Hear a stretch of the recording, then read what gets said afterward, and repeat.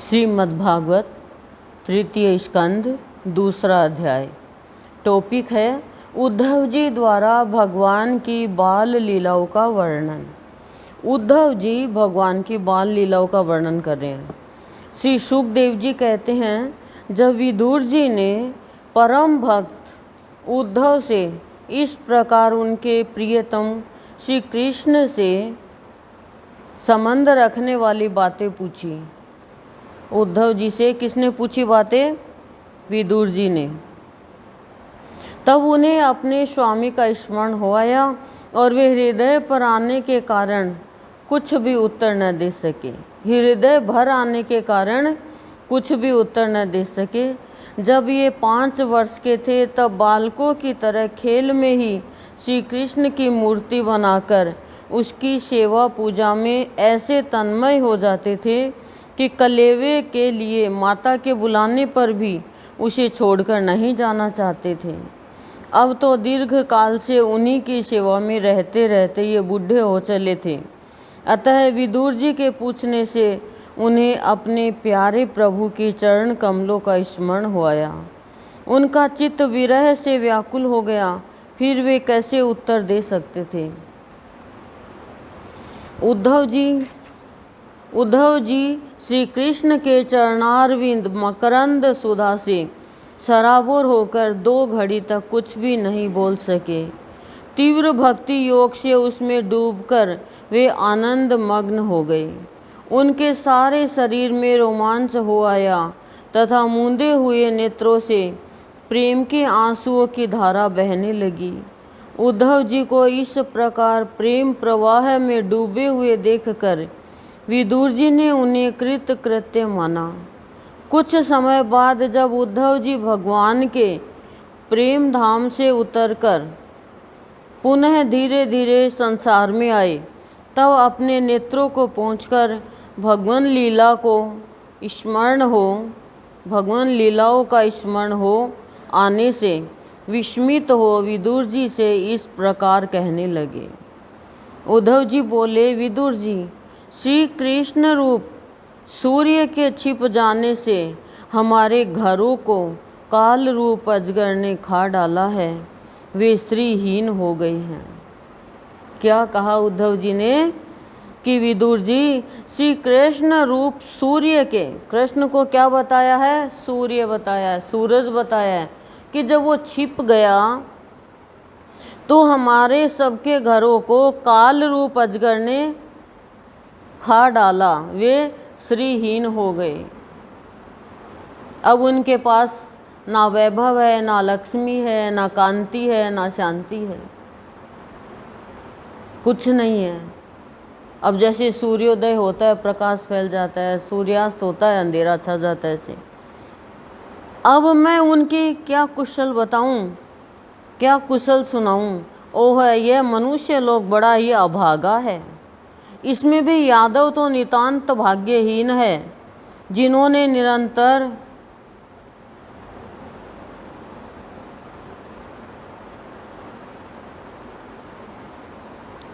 निरंतर श्री भगवान कृष्ण के साथ रहते हुए भी उन्हें नहीं पहचाना।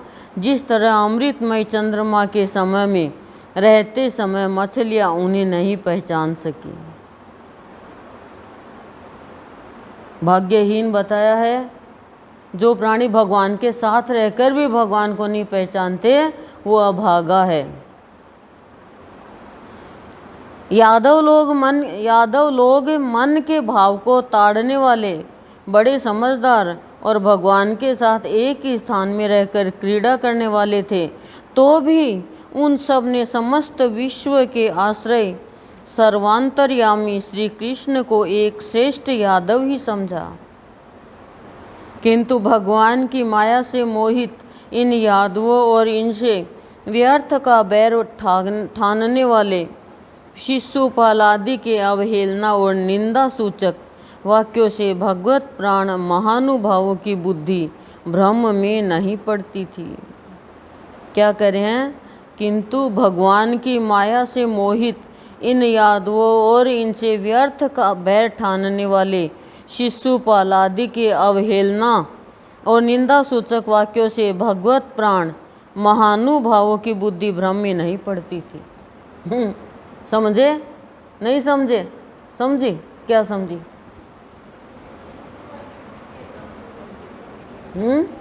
जोर से बोल।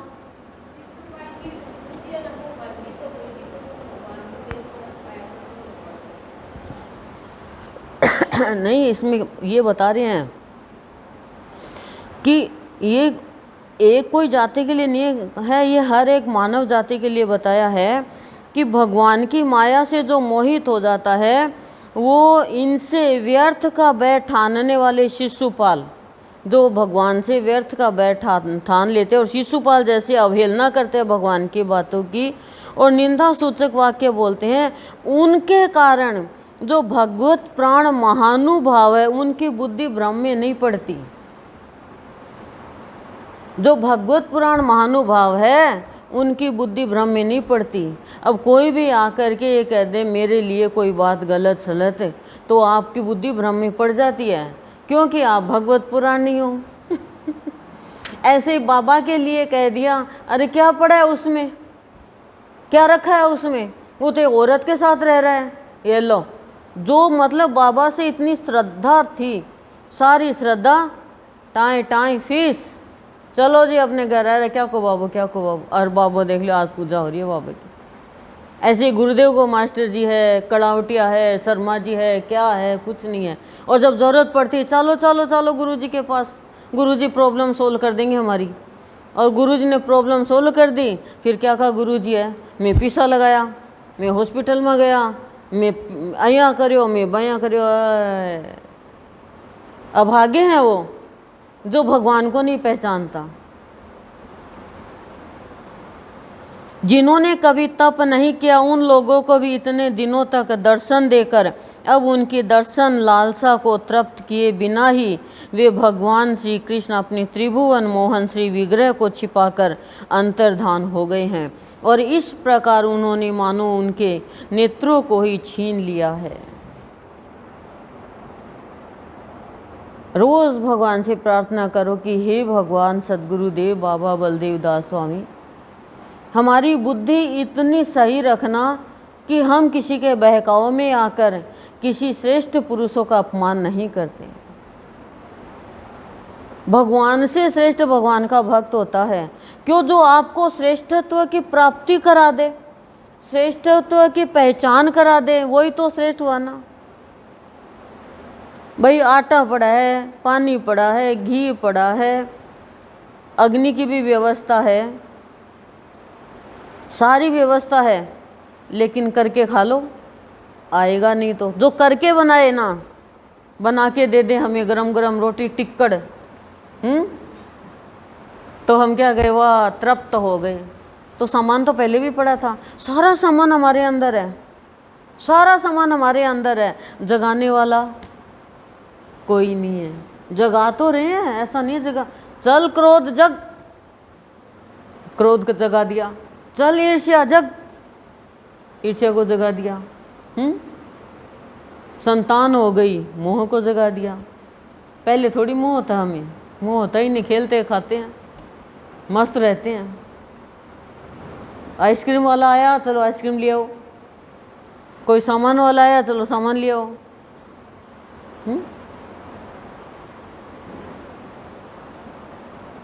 एक कोई दोस्त थी, वो सेल की साड़ी ले आई, बोली सेल की साड़ी सस्ती आती होगी। तो बच्चा बोला कि मम्मी आप तो ये कहते हो कि सेल की चीज़ मैं नहीं लूँगी, मेरे को तो ऑटोमेटिक चाहिए। आप सेल घड़ी में डालते हैं तो ही आप कहते हो क्या काहे कि चार्ज करने वाली चीज़ ले आओ, तो सेल की साड़ी कैसे पहन लोगे। अरे मूर्ख बोले वो सेल की साड़ी थोड़ी है।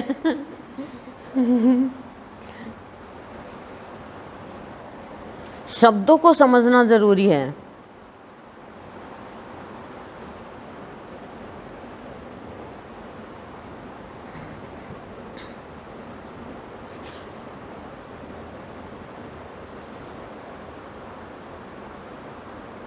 जिन्होंने कभी तप नहीं किया उन लोगों को भी इतने दिनों तक दर्शन देकर अब उनके दर्शन लालसा को तृप्त किए बिना ही वे भगवान श्री कृष्ण अपनी त्रिभुवन मोहन श्री विग्रह को छिपाकर अंतर्धान हो गए और इस प्रकार उन्होंने मानो उनके नेत्रों को ही छीन लिया।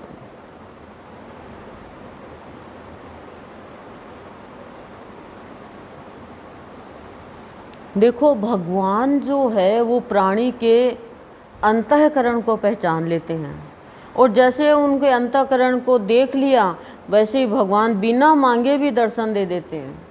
और जब देखते हैं तो माया में ही उलझे हुए हैं तो भगवान उनको और उलझा देते हैं, उलझे रहो तुम, चलो। और जो सुलझना चाहते हैं उनको भगवान ले लेते हैं अपनी ओर। अब बच्चा रोए रोए रोए रोए, माँ क्या कहेगी, ले पढ़ पर ऐसी रो, मैं तो यह चली रसोई में। और वो रोता रोता फिर माँ के पास चला जाएगा, पर माँ फिर गोद में उठा लेगी, फिर सुला देगी उसको, फिर वो सो भी जाएगा कि हाँ अब दाल कौन गड़ा भैया।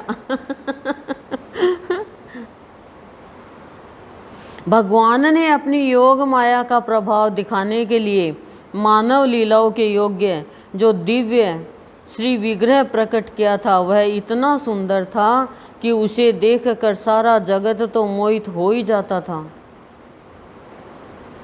वे स्वयं भी विस्मित हो जाते थे। सौभाग्य और सुंदरता की पराकाष्ठा थी उस स्वरूप में, उस रूप में। उससे आभूषण यानी अंगों के गहने भी विभूषित हो जाते थे।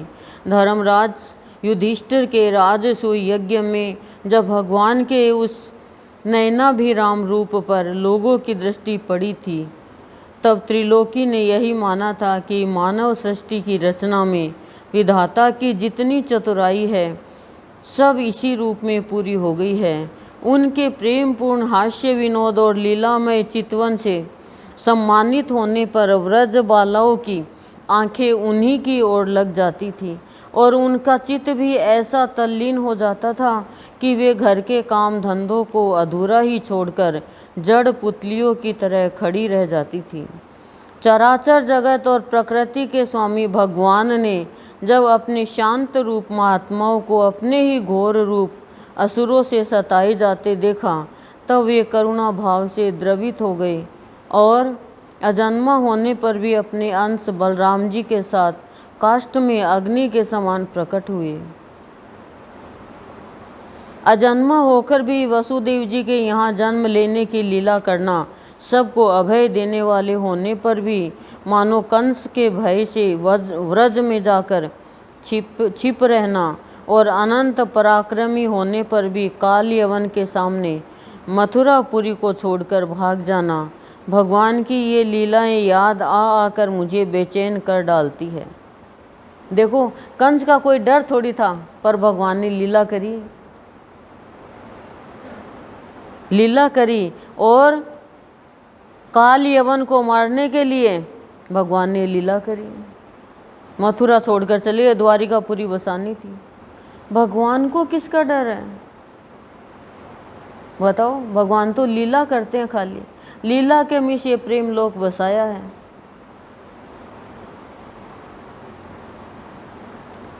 उन्होंने जो देवकी वसुदेव की चरण वंदना करके कहा था, पिताजी माताजी, कंस का बड़ा भय रहने के कारण मुझसे आपकी कोई सेवा न बन सकी।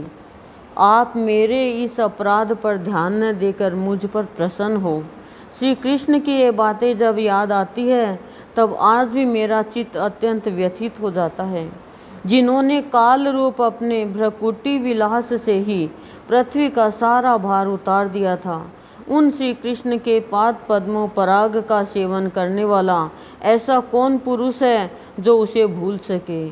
आप लोगों ने राजसूय यज्ञ में प्रत्यक्ष ही देखा था कि श्री कृष्ण से द्वेष करने वाले शिशुपाल को वह सिद्धि मिल गई जिसकी बड़े बड़े योगी भली भांति योग साधना करके स्पृहा करते रहते हैं।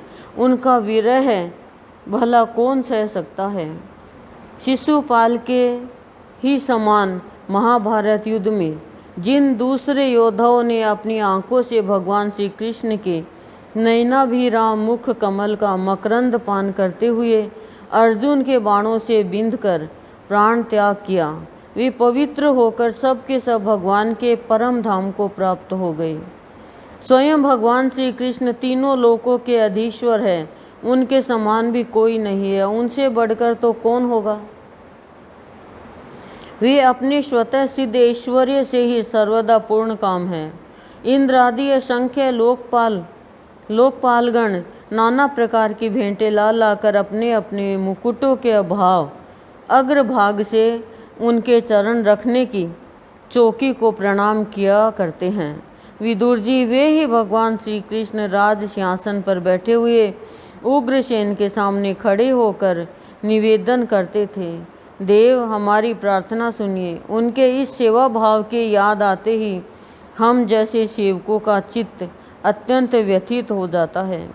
पापिनी पूतना ने अपने स्तनों में हलाहल विष लगाकर श्री कृष्ण को मार डालने की नीयत से उन्हें दूध पिलाया था। उसको भी भगवान ने वह परम गति दी जो धाय को मिलनी चाहिए। उन भगवान श्री कृष्ण के अतिरिक्त और कौन दयालु है जिसकी शरण ग्रहण करे। मैं असुरों को भी भगवान का भक्त समझता हूँ, क्योंकि वैर भावजनित क्रोध के कारण उनका चित्त सदा श्री कृष्ण में लगा रहता था और उन्हें रणभूमि में सुदर्शन चक्रधारी भगवान को कंधे पर चढ़ाकर झपटते हुए गरुड़ जी के दर्शन हुआ करते थे। ब्रह्मा जी की प्रार्थना से पृथ्वी का भार उतारकर उसे सुखी करने के लिए कंस के कारागार में वसुदेव देवकी के यहाँ भगवान ने अवतार लिया था। क्यों लिया भगवान ने अवतार? कि ब्रह्मा जी की प्रार्थना से पृथ्वी का भार उतारने के लिए, कि पृथ्वी पाप के बोझ से दब गई थी। पाप में बहुत भार होता है। भार उतार कर सुखी करने के लिए कंस के कारागृह से वसुदेव देवकी के यहाँ भगवान ने उतार लिया, सबको सुखी करने के लिए। उस समय कंस के डर से पिता वसुदेव जी ने उन्हें नंद बाबा के व्रज में पहुंचा दिया था। वहाँ वे बलराम जी के साथ 11 वर्ष तक इस प्रकार छिपकर रहे कि उनका प्रभाव व्रज के बाहर किसी पर प्रकट नहीं हुआ। 11 वर्ष तक रहे। यमुना जी के उपवन में, जिसके हरे भरे वृक्षों पर कलरव करते हुए पक्षियों के झुंड रहते हैं, भगवान श्री कृष्ण ने बछड़ों को चराते हुए ग्वाल बालों की मंडली के साथ विहार किया था। वे व्रजवासियों की दृष्टि आकृष्ट करने के लिए अनेकों बाल लीला उन्हें दिखाते थे। कभी रोने से लगते, कभी हंसते और कभी सिंह शावक के समान मुग्ध दृष्टि से देखते। फिर कुछ बड़े होने पर वे सफ़ेद बैल और रंग बिरंगी शोभा की मूर्ति गौओं को चराते हुए अपने साथी गोपों को बांसुरी बजा बजा कर रिझाने लगे। इसी समय जब कंस ने उन्हें मारने के लिए बहुत से मायावी और मनमाना रूप धारण करने वाले राक्षस भेजे, तब उनको खेल ही खेल में भगवान ने मार डाला। जैसे बालक खिलौनों को तोड़ फोड़ डालता है, कालिया नाग का दमन करके विष मिला हुआ जल पीने से मरे हुए ग्वाल बालों और गौओं को जीवित कर उन्हें कालिय दह का निर्दोष जल पीने की सुविधा कर दी। भगवान श्री कृष्ण ने बढ़े हुए धन का सद्व्यय कराने की इच्छा से श्रेष्ठ ब्राह्मणों के द्वारा नंद बाबा से गोवर्धन पूजा रूप गो यज्ञ करवाया। भद्र इससे अपना मान भंग होने के कारण जब इंद्र ने क्रोधित होकर व्रज का विनाश करने के लिए मूसलधार जल बरसाना आरंभ किया, तब भगवान ने करुणावश खेल ही खेल में छत्ते के समान गोवर्धन पर्वत को उठा लिया और अत्यंत घबराए हुए व्रजवासियों की तथा उनके पशुओं की रक्षा की। संध्या के समय जब सारे वृंदावन में शरद के चंद्रमा की चांदनी छिटक जाती, तब श्री कृष्ण उसका सम्मान करते हुए मधुर गान करते और गोपियों के मंडल की शोभा बढ़ाते हुए उनके साथ रास विहार करते। ओम शांति ही शांति ही शांति ही प्रशांति।